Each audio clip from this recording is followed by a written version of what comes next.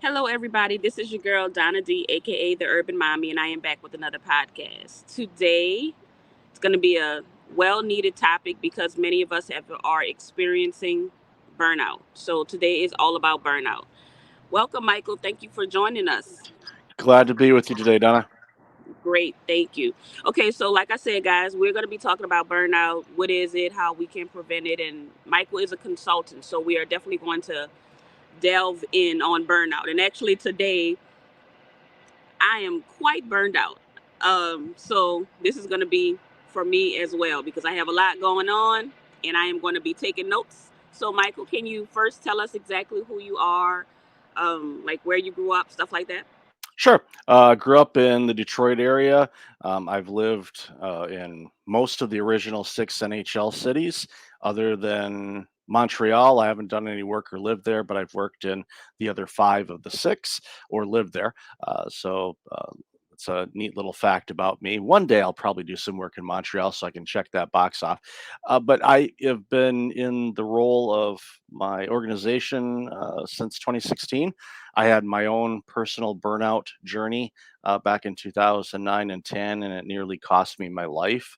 And after rebuilding, after a pretty horrible year, after what burnout did to me, I decided I didn't want to do that again. So I, started studying what burnout was all about, and healed myself and was able to get back into things. And then I realized a lot of people were burning out because I knew what the signs were and thought I needed to do something about it. So I started writing about it, launched my podcast, The Breakfast Leadership Show, back in 2017, published some books, including Burnout Proof, which we're going to give you a link later on to get a new copy or a PDF copy of that book, and keynote speaker and consultant. So it's been a wild, wild ride doing this work, but the work continues. Nothing would make me happier than to go out of business because no one is burning out anymore. But we're not. I'm not afraid that's going to happen anytime soon, which is sad because I'm sure there's other things that I could do besides talking about burnout. But because it's such a need, here I am. Gotcha. So you are a CBT therapist.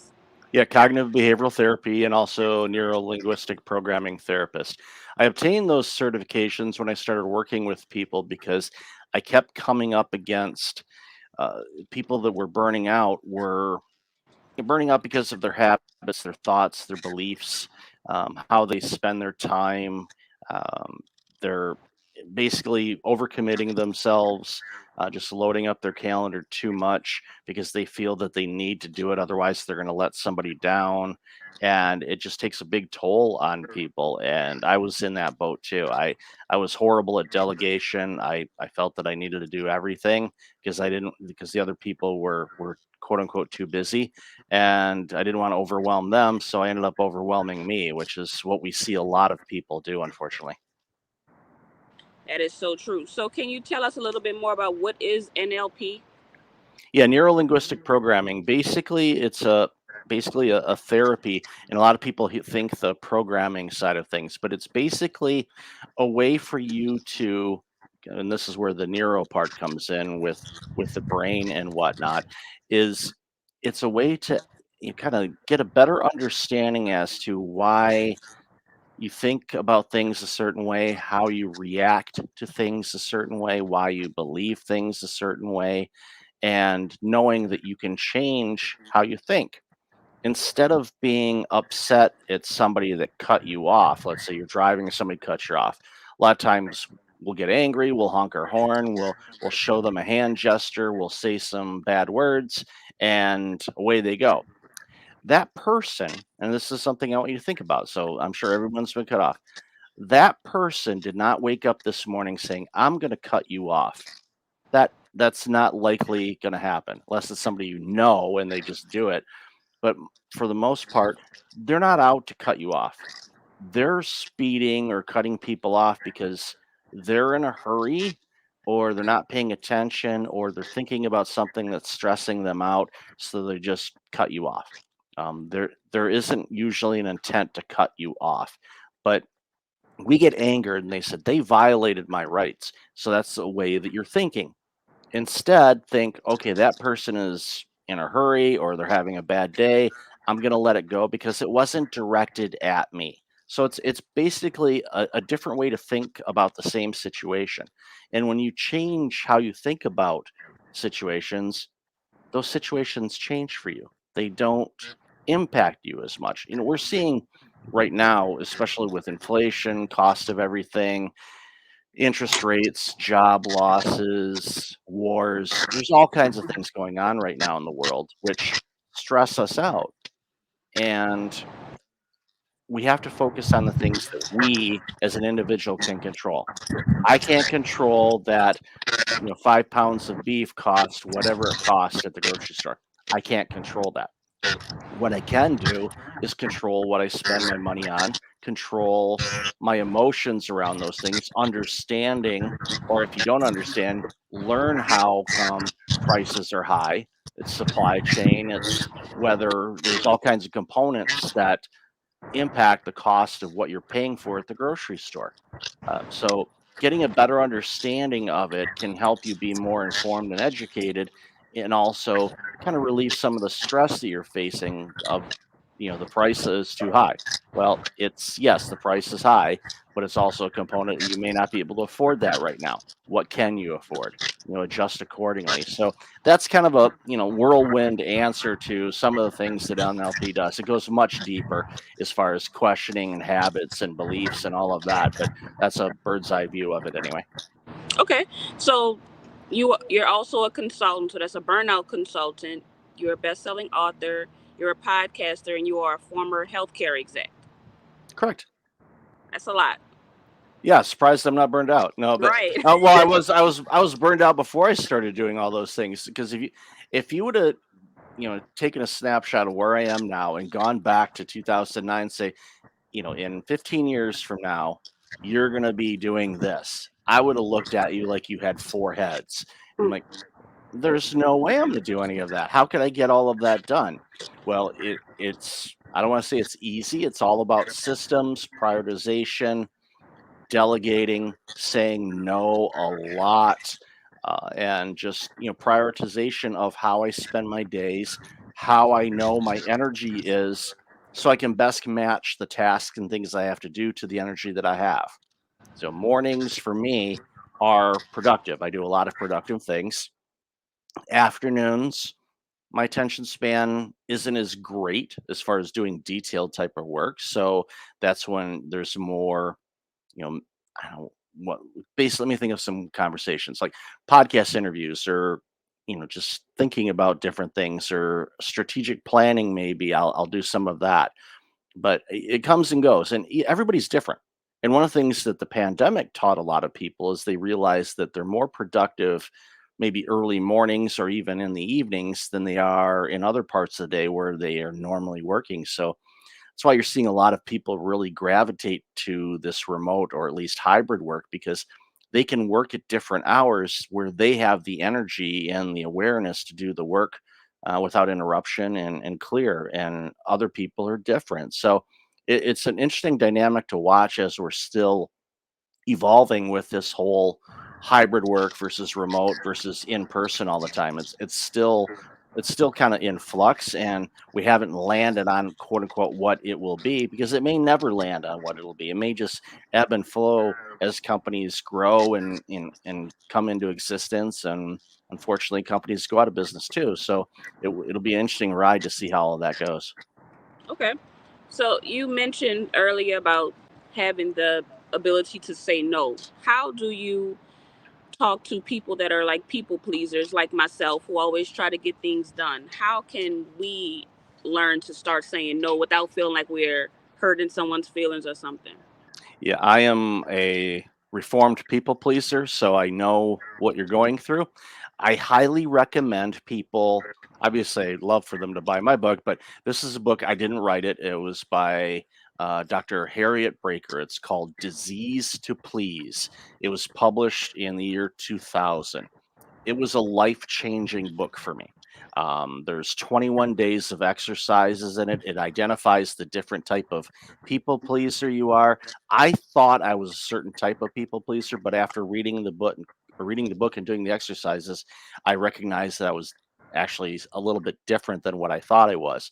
But this is one of the things that gets people in trouble is because deep down, we want to help people. And the majority of people, I think, want to be helpful.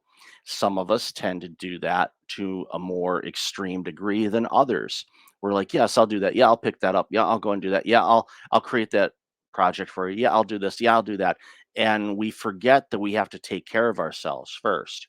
Because if you don't take care of yourself, you're not going to have the energy or the mental or physical capacity for you to do all of that.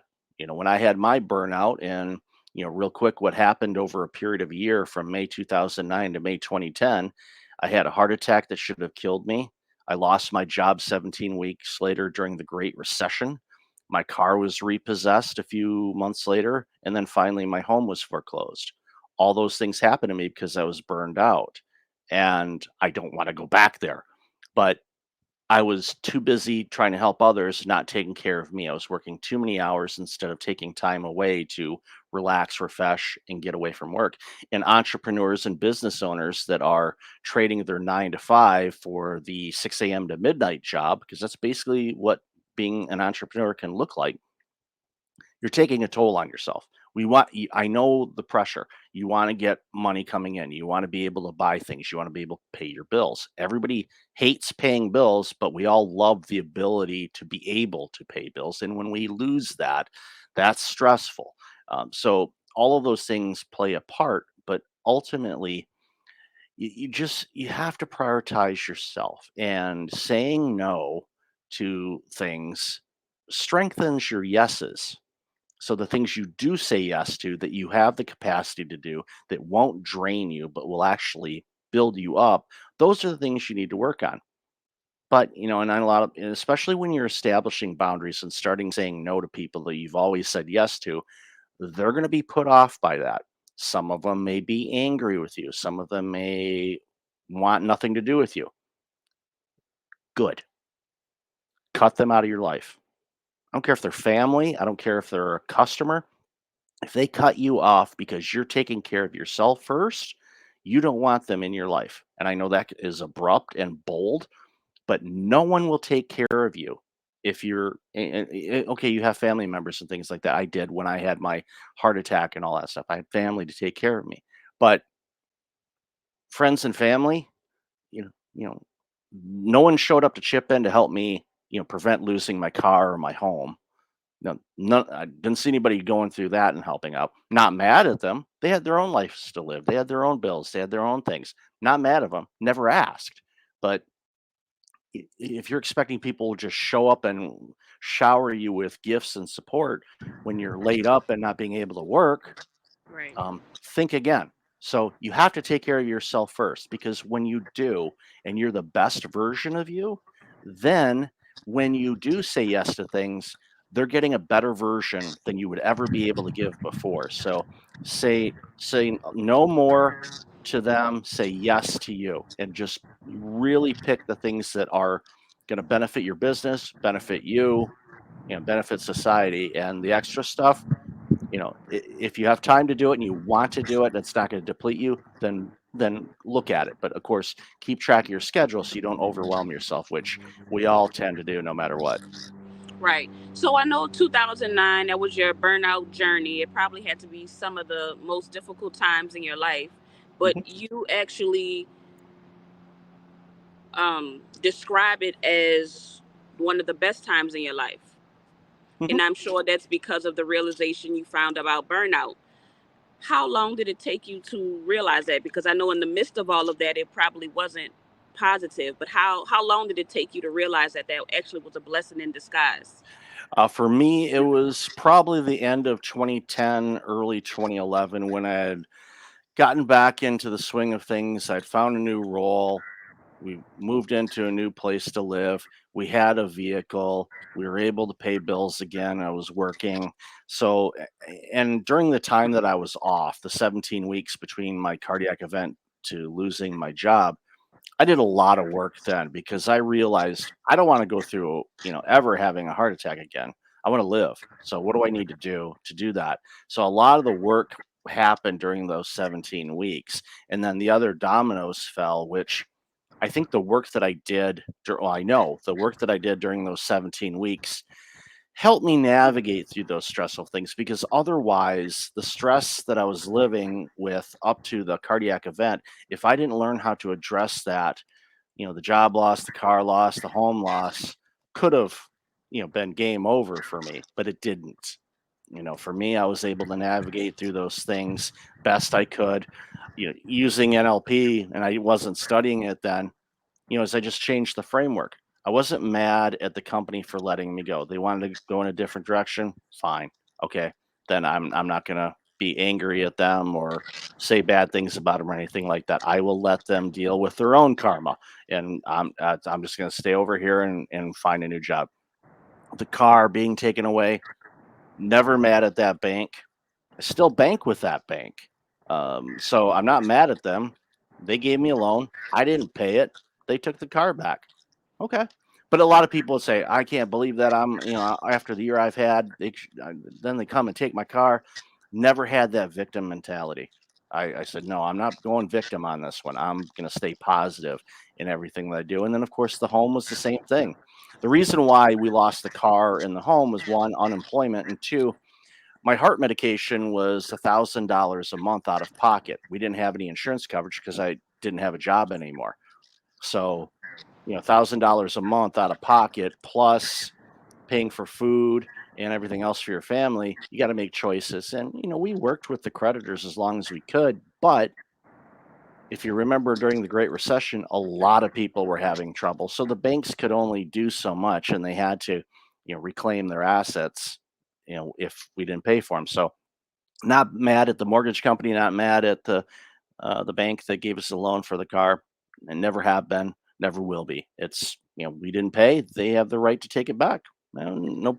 I wasn't mad, but I know a lot of people would be upset about that. I'm not saying that I wasn't upset. I was upset about the situation, but I wasn't upset at the stakeholders involved, because, well, I was responsible for those things. The way that I was living put me in that scenario. So for me, I decided I need to change how I live in order to avoid this from happening again. And before I continue, I just want to warn people: 99.9% of people that are burned out do not need to reinvent your entire life.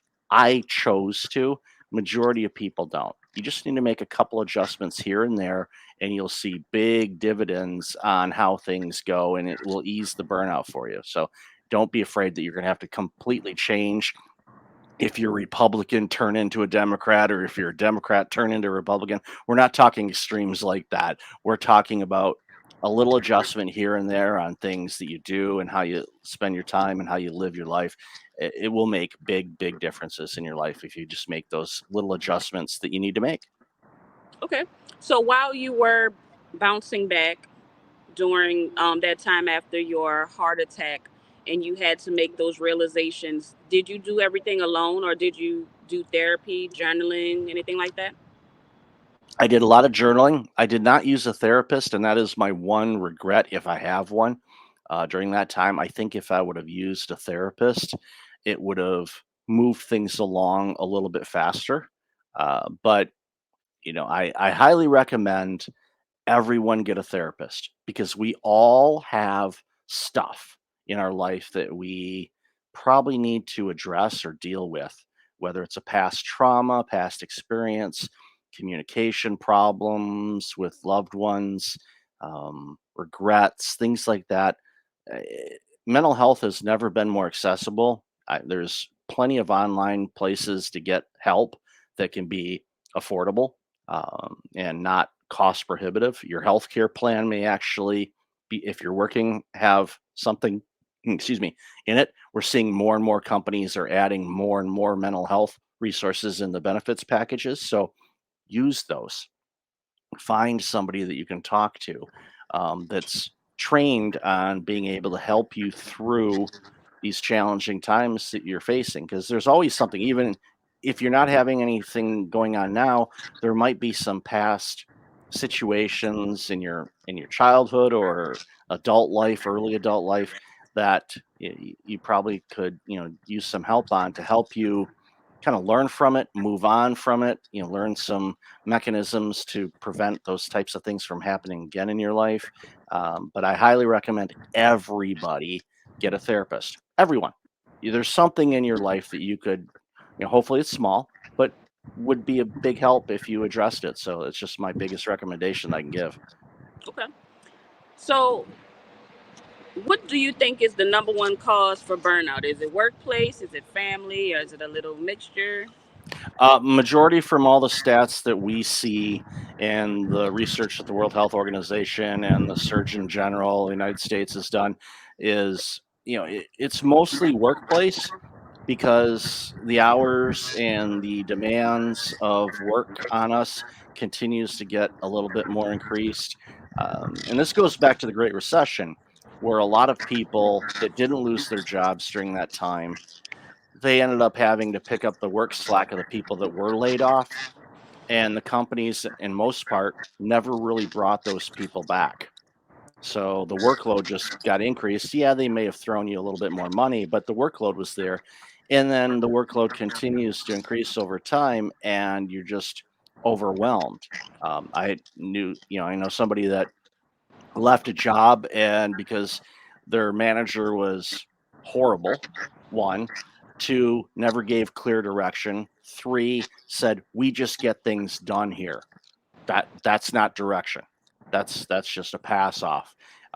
Really didn't know what the role entailed and provided no help to this employee. And it was just a toxic environment. And instead of the owner of the company dealing with this person and using a Jack Welch term, dehiring them because they were a lousy manager and toxic to the organization, they just end up replacing this person time and time again. They've had probably 4 or 5 people in that role in the last 6 years.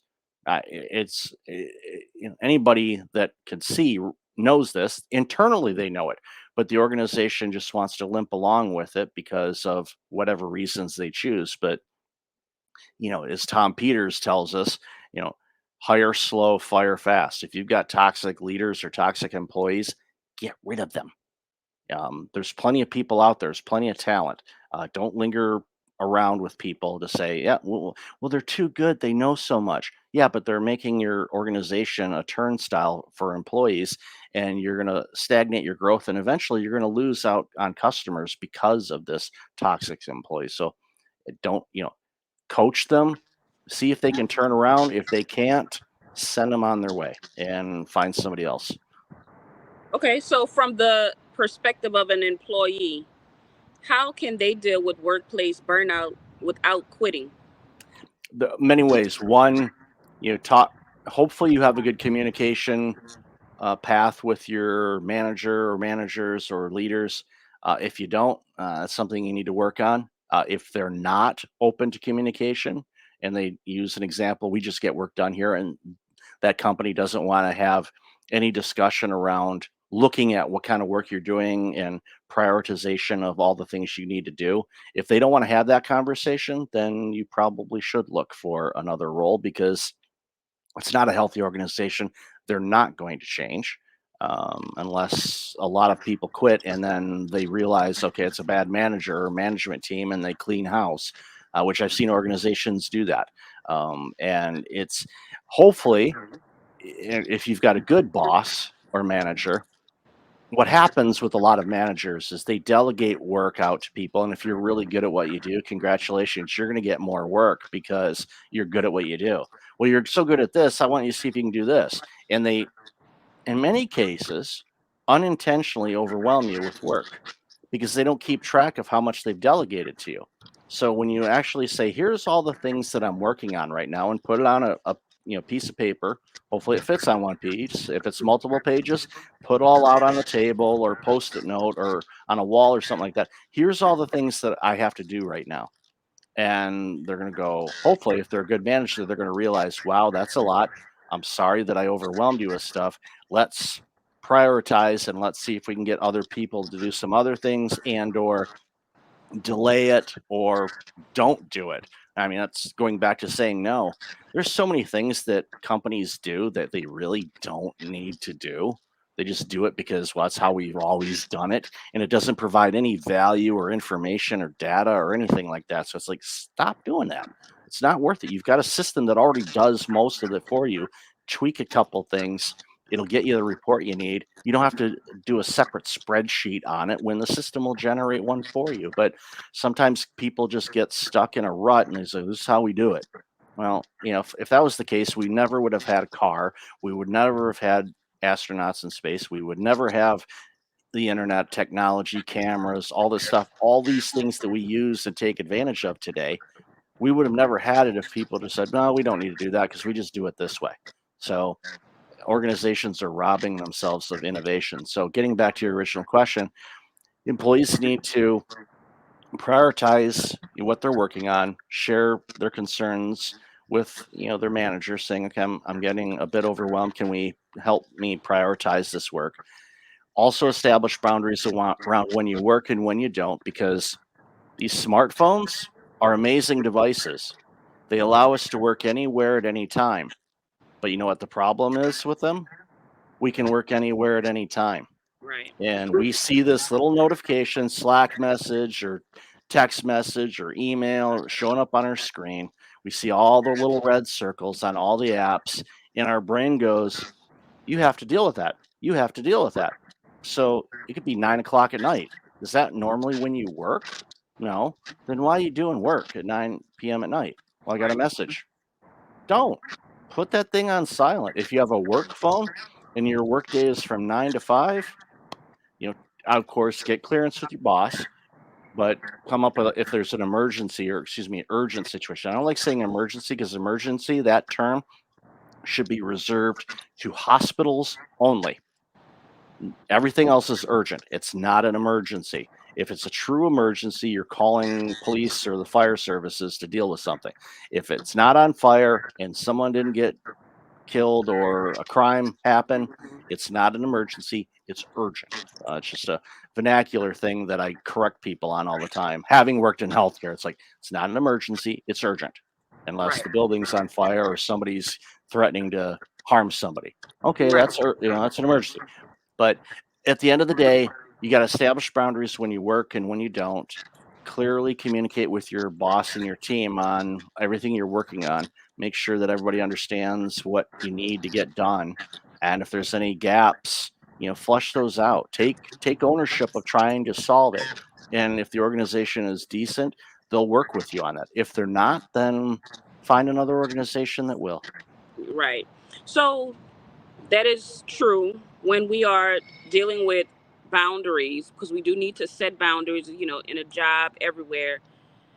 I'm sure there is a thin line sometimes when it comes to workplace between having the confidence to create boundaries and being insubordinate. Have you ever seen it come up? Yeah, oh, definitely. You have, and that's why it's really important for you to establish boundaries around when you work and when you don't, and but also understand that there are certain projects or things that come up that's going to require you to work potentially longer hours. A colleague of mine had a big project that they were working on, and they, for a variety of reasons, ran into some time constraints, and this colleague ended up having to work, and he stayed up. I yelled at him. He knew I was going to yell at him, but he basically stayed up for 55 straight hours to get the thing done. And I'm like, was it accurate? Was it correct?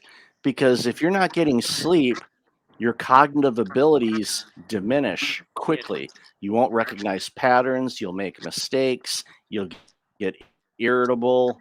It's not a good thing. So, if there's anything that you can do to help with burnout is make sure you get good night's sleep. Do whatever you need to ensure that you're getting decent sleep, and that will help a lot with managing your stress, and prolonged stress is what turns into burnout. So, if you can manage that stress and keep it from becoming prolonged, then you can prevent burnout. Do you notice that we have more burnout here in America as opposed to Europe? Because I know they have a different work schedule, like in Paris, for example.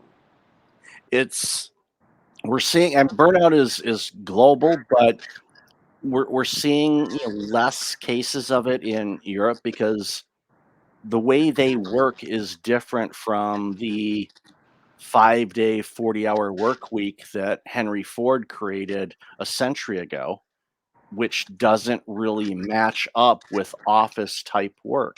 But they just adopt the template. They went, here's this. They're already talking now, and at the time of this recording, the U.S. automakers and the United Auto Workers are negotiating new contracts. And one of the things that they are strongly looking at is a reduction to a 4-day, 32-hour work week without a reduction in salary. So it's like they're cutting back. Why? Because they realize that, if people are fatigued and tired and overwhelmed, the quality of the work drops off. That's why we saw in the early days of the pandemic, productivity levels were at or above what they were before the pandemic because people started adapting to a different type of work style, and it was a little bit more laid back. They didn't have the ugly commute. They were able to kind of navigate working at home and dealing with kids and all the other things they do. But we found that, those people were as productive, if not more. Yes, there's going to be the people that slacked off. Well, guess what? They were going to be slacking off at work anyway.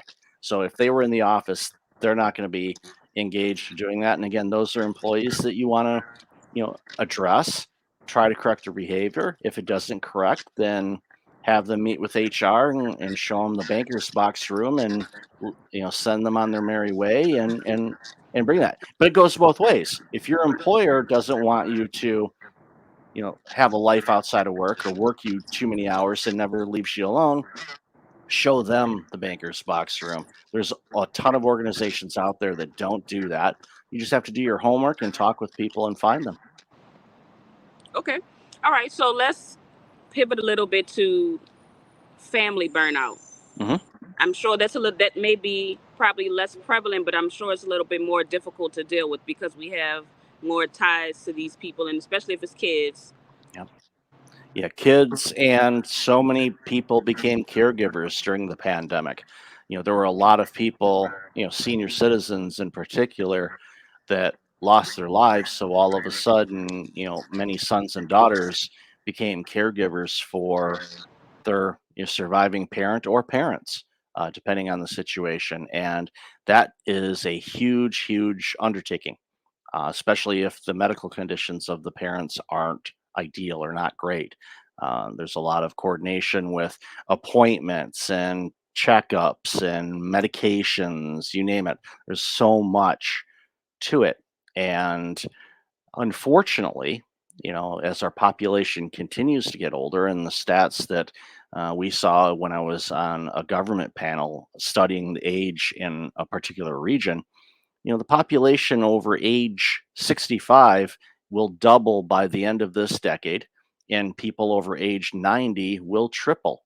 There's going to be a lot more older Americans around, and those people historically tend to be a big, big user of the healthcare system because their bodies are failing. They're breaking down because, well, we do a lot of damage to ourselves over our lives, and eventually it catches up to us. So family burnout is when you're running around trying to coordinate all these appointments. If you've got kids as well, so you're kind of in a sandwich situation, well, you're making sure your kids are getting everything they need, the education, food, all the other things that we do. And, a lot of parents feel the obligation to make sure that their kids are involved in after school activities, whether it's piano, robotics, STEM, additional STEM training, whatever the case may be. So you've got all of that going on. And oh, by the way, you work too. So you've got all the demands from work.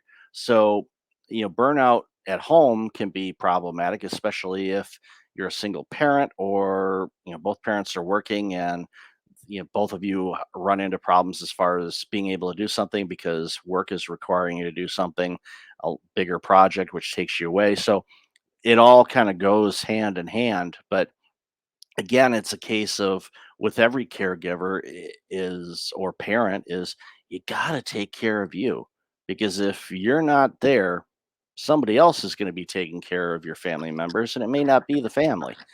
So you just have to set boundaries around this. And if that means that your kid is not going to go to piano lessons this semester or quarter because you simply don't have the time, they don't go.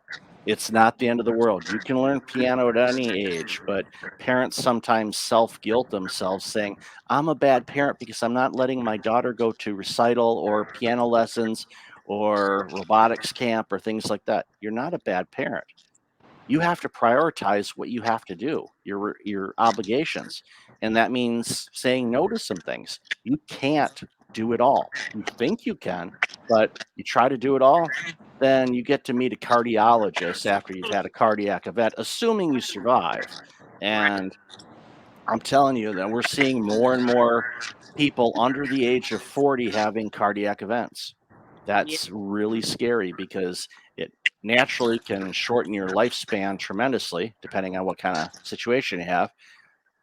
And or you're going to be on heart medication for decades, which has obviously long-term impact as well. So if you don't take care of yourself, then if you're lucky, the hospital will take care of you for a bit when you're not going to be able to work.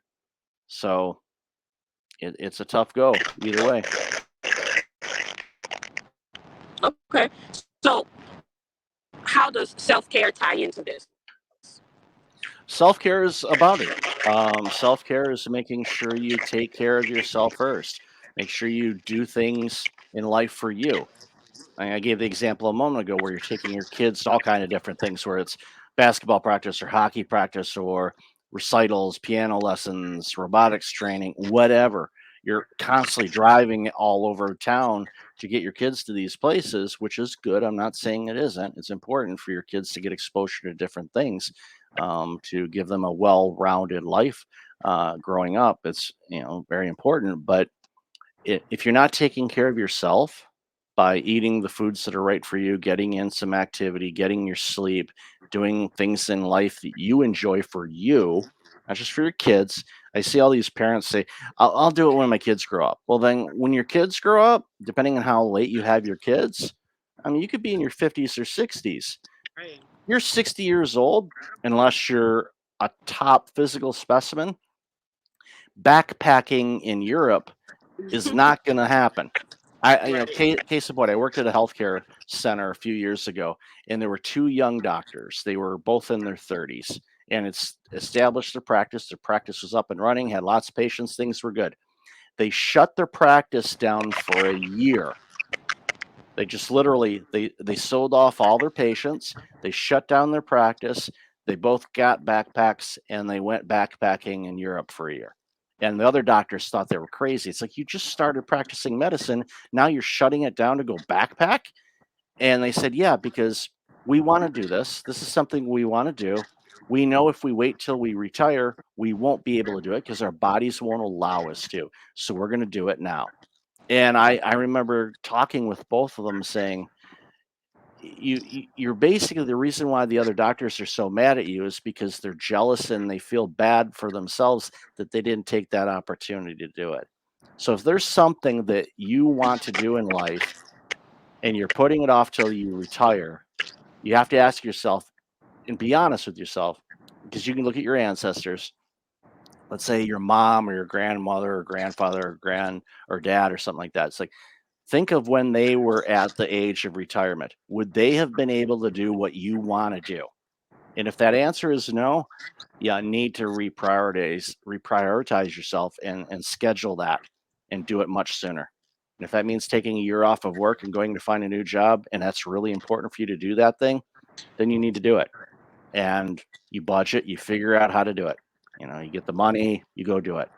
You won't be lying on your deathbed going, I really wish I would have done that backpacking trip through, you know, Eastern or Western Europe or wherever. And you'd be laying there going, I should have done it when I was younger. Because, and we've heard the phrase, no one laying on their deathbed says, I wish I would have worked more. Hmm. They don't, Right.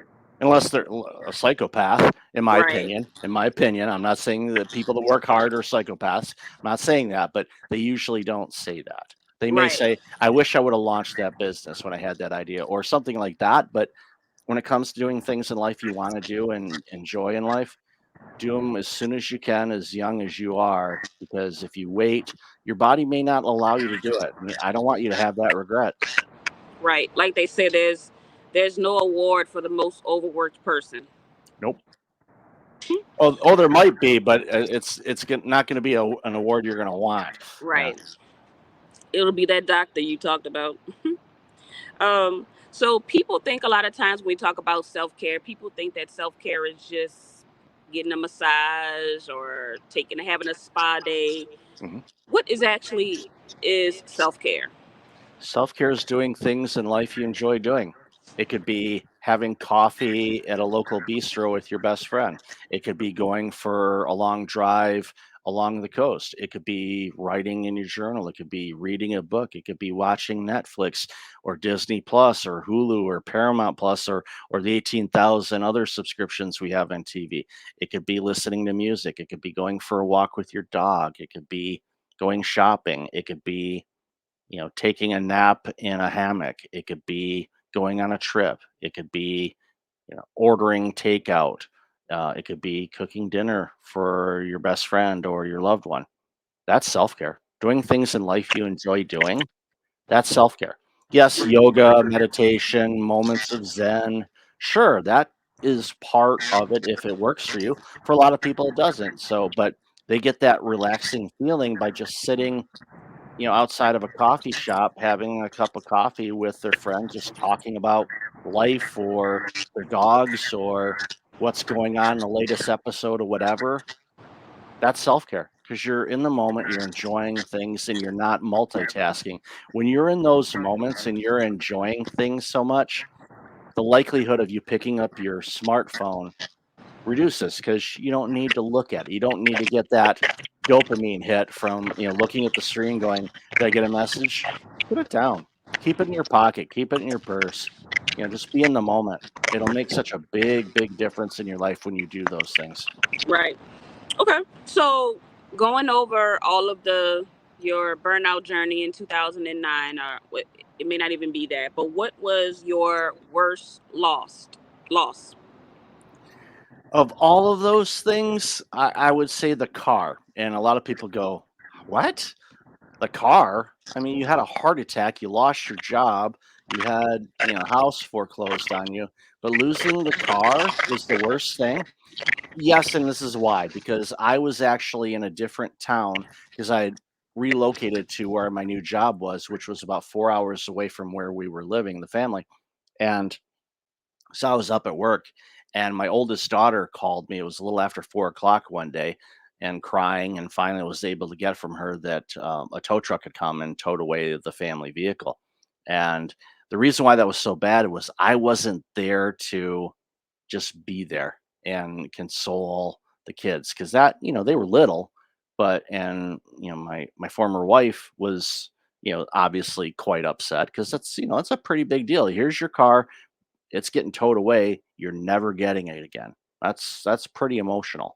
But I wasn't physically there for that, so it was one of those things where I felt powerless at that moment. But I realized like I wasn't mad at the bank, and the tow truck driver was kind enough to let them empty it out of any personal belongings, things like that. They didn't just take it; it was in the driveway, and they came to pick it up and take it. But they were kind enough to let them take any personal belongings out of it. So that was helpful. But even that experience would be traumatic because you're going into your vehicle for the last time before the bank takes it from you. It's not a pleasant feeling for sure. But that was probably the worst one. Obviously, the heart attack, if I had to scale or score one as far as my longevity kind of thing, pretty big deal because my age, I shouldn't have had a heart attack that early in life, and obviously I take much better care of myself now. I wish I would have done that earlier because I would have been able to prevent it and prevent everything else. But then again, I wouldn't be talking to you today about burnout because I wouldn't have had it and it wouldn't have been on my radar. But life creates opportunities, so no regrets when it comes to that. How old were you when you had the heart attack? I was 40. Yeah, that's pretty young. Hmm. Wow. Okay. All right. So as we are nearing, I know this was going to be a good one because you have learned so much. But my question is, if you can go back and talk to 17-year-old Michael and Mhm. talk to him about life and the things that he is about to experience, what would you tell him? I would have said if I only had like one sentence to share, because if there was not, then obviously I would share a whole lot. I spent a ton of time with them. And real side story, real quick. I was on the subway. This was a couple of years ago before the pandemic, and I was on the subway and I saw this kid that was college kids, and this one boy who was probably, I'm guessing, 18 at the time, looked a lot like me. I mean, it was like, oh, at that age, I'm Mhm. looking at him, I'm going, just facial mannerisms and things like that. One, I probably should have asked him, "Excuse me, what's your mom's name?" But Right. I didn't. I didn't. Secondly, I'm just looking at him, and I thought about that. It's like, okay, if I had an opportunity to go back in time and meet my 17-year-old me, what would I talk about? And one, it would be okay. At 17, we think we know everything, which we don't. And now that I'm in my 50s, I still don't know everything. But I think I would have said, don't take life so seriously. Mm. Be more in the moment. Things will work out. Set yourself up for success. Take really good care of yourself from an education standpoint, from a food standpoint. Don't try to impress other people. Impress yourself. You know, your competition is you. So this version of me is in competition with past versions of me and future versions of me.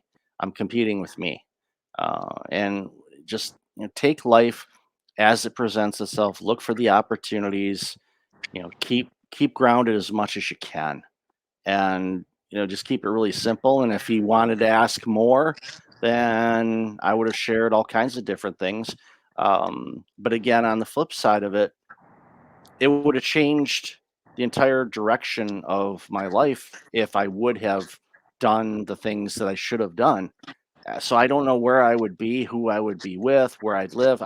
It could have completely changed everything. So that's why if they ever invent time travel to go back in time, I'm concerned because I think a lot of us would change things, but it would make it a bigger mess. We've seen that in all the comic book movies, so we know what Right. happens. It gets to be messy. It's like just leave it be because every one of those challenges or learning experiences are bricks that you just build steps to get you to the next level. So I wouldn't change anything, but I would say just take life easier. Don't stress out so much. And I think that would have been some really good advice for 17-year-old Mike.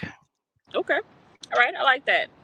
Okay, so you have a free giveaway that you want to Yep, give the listeners. So go ahead and let them know how they can follow you and keep up with you as well. You do have a podcast. Let them know about it. sure do. Thank you so much for that. So, there's a book that I wrote a couple years ago called Burnout Proof, and it's available on Amazon, but you can get a free PDF copy. Just go to breakfastleadership.com/burnout book. Or if you just go to breakfastleadership.com, there'll probably be a pop up unless you block them, where you can, fill out just name and email, and we'll send you a PDF copy of the book and probably a bunch of other resources because I tend to give people more than they ask for just because I want people to not burn out. So, yeah, breakfastleadership.com/burnout book or breakfastleadership.com will be able, get you that information. Breakfast Leadership Show podcast I've been doing since 2017, having a blast with it. That's on all the major platforms. Just look up Breakfast Leadership and you should find it.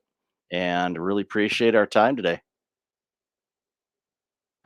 Perfect. Thank you so much. And I'm gonna go get that book myself because I'm one of those people pleasers that have issues saying no because I feel bad. But you have to think about your overall health, your well being, your mental state, and everything else. So thank you, Michael, for being a part of today's show, and thank you for the listeners for sticking with us. I hope you all take advantage of what Michael Levitt is giving out, which is the book, which is a huge resource, guys. Trust me.